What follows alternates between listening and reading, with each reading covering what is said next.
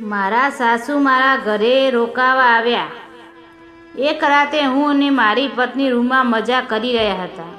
હું દરવાજો બંધ કરવાનું ભૂલી ગયો. મારા સાસુ અમને બંનેને જોઈ ગયા. ત્યારબાદ હું મારું કામ પતાવીને બહાર નીકળ્યો અને મારી સાસુના રૂમમાં જોયું તો મારી આંખો પહોળી થઈ ગઈ. નમસ્કાર મિત્રો, ફરીથી સ્વાગત છે તમારું એક નવા વિડીયોમાં. મિત્રો, વિડીયોમાં આગળ વધતા પહેલાં વિડીયોને લાઈક કરો અને ચેનલને સબસ્ક્રાઈબ કરવાનું ભૂલશો નહીં. તો ચાલો આપણે વિડીયો ચાલુ કરીએ. હું તમને 2 વર્ષ પહેલાં મારી સાથે બનેલી એક ઘટના વિશે જણાવવા માગું છું, જે 100% સાચી છે અને હું આજે પણ તેના આનંદ માણી રહ્યો છું. એ ઘટનાનો ઉલ્લેખ કરતાં પહેલાં હું તમને મારા વિશે થોડી માહિતી આપવા માગું છું. મિત્રો, મારું નામ રાજેશ છે અને હું 25 વર્ષનો છું અને હું ખૂબ જ મજબૂત અને બાંધેલા શરીરનો યુવાન છું. એક સરકારી બેંકમાં એકાઉન્ટર તરીકે જોબ કરું છું અને મારી પત્નીની ઉંમર 22 વર્ષની છે. મારી પત્નીનું નામ ખુશી છે અને હું એક બેંકની કર્મચારી હાઉસિંગ કોલોનીની બિલ્ડિંગમાં બીજા માળે રહું છું. સીલિંગ બેડરૂમનો ફ્લેટ હતો, જેમાં એક હોલ, બેડરૂમ, એક રસોડું, બાથરૂમ અને 2 બાલ્કનીઓ છે.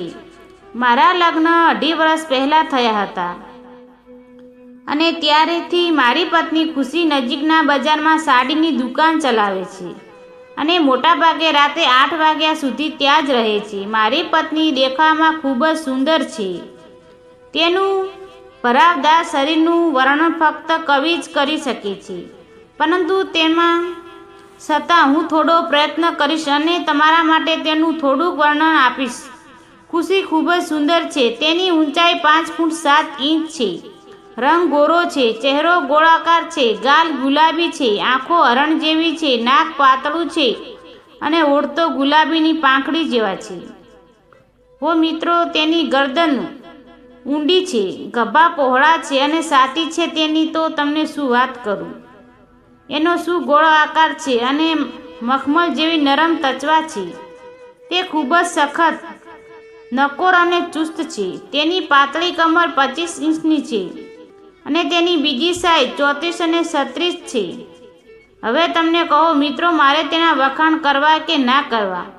મિત્રો, ખુશીના માતા પિતા અમારા શહેરના નજીક એક ગામમાં રહેતા હતા અને તેઓ ખૂબ જ પૈસેદાર છે. ખુશી તેમના પરિવારનું એકમાત્ર સંતાન હોવાથી તેના માતા પિતા મને તેમના જમાઈ તરીકે નહીં, પરંતુ તેમના પુત્ર તરીકે માને છે અને દરરોજ અમારા ઘરે કોઈને કોઈ ભેટ મોકલાવતા રહે છે. જ્યારે હું મારા સાસરે જાઉં છું અથવા તેઓ અમારા ઘરે આવે છે, ત્યારે ખુશીના માતા એટલે કે મારી સાસુ ખુશી કરતાં વધુ મારું ધ્યાન રાખે છે અને તેઓ બધા પ્રેમ મને આપે છે. અમારા લગ્નના થોડા દિવસો પછી મારી સાસુ અમારા ઘરે થોડા દિવસ માટે રોકાવા આવ્યા હતા. આ જોઈને હું નવાઈ પામી ગયો, કારણ કે આ વખતે તે એકલા આવ્યા હતા. એટલે ખુશીએ કહ્યું, મમ્મી, આ વખતે તમે એકલા કેમ આવ્યા છો? એટલે મારા સાસુ બોલ્યા, તારા પપ્પાને દુકાનનું થોડું કામ હતું એટલે તે ન આવી શક્યા. એકવાર હું અને ખુશી રાતે મજા કરી રહ્યા હતા. અમારા રૂમનો દરવાજો ખુલ્લો હતો. દરવાજા પાસે ઊભા રહીને મારા સાસુ અમને બંનેને જોઈ રહ્યા હતા. આ વાત ખુશીને ખબર ન હતી. જ્યાં સુધી હું અને ખુશી મજા કરતા હતા ત્યાં સુધી મારા સાસુ અમને બંનેને જોતા રહ્યા હતા.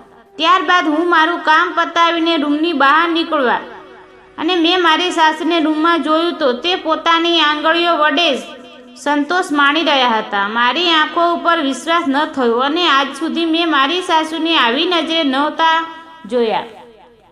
આજે તેમને જોઈને મારી નીતિ બગડી રહી હતી. આજે રવિવાર હતો. હું સવારે થોડો મોડો જાગ્યો. ખુશી પોતાની દુકાને જતી રહી હતી. હું અને મારી સાસુ ઘરે એકલા હતા. એટલે મેં મારા સાસુને કહ્યું, કાલે તમે અમારા રૂમની બહાર ઊભા રહીને શું કરતા હતા? એટલે તે બોલ્યા, મને તમારા સસરા તરફથી ક્યારેય સંતોષ નથી મળ્યો. કાલે જ્યારે મેં તમને મજા કરતા જોયા એટલે મને પણ ખૂબ જ મન થઈ ગયું હતું. તમારું સાધન જોઈને હું આતુર બની ગઈ હતી. એટલે મેં કહ્યું, તો ચાલો આજે હું તમને મજા કરાવું.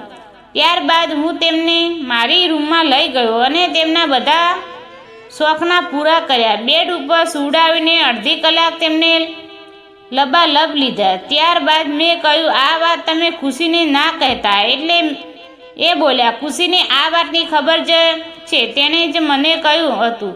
આવું કરવાનું સાંભળીને હું નવાઈ પામી ગઈ અને ખુશી આવે તેની રાહ જોઈને બેઠો હતા. અને સાંજે ખુશી આવે એટલે મારી સામે હસીને બોલી, હવે તમારે મોજ દરિયા જ છે રાજેશ. પછી હું પણ હસવા લાગ્યો અને હવે તો મા અને દીકરી બંને રોજ રાતે મોજ કરવા આવું છું. મિત્રો, વિડીયોમાં મજા આવી હોય તો વિડીયોને લાઈક કરો અને ચેનલને સબસ્ક્રાઈબ જરૂર કરો. વિડીયો પૂરેપૂરો જોવા બદલે તમારો ખૂબ ખૂબ આભાર. ધન્યવાદ.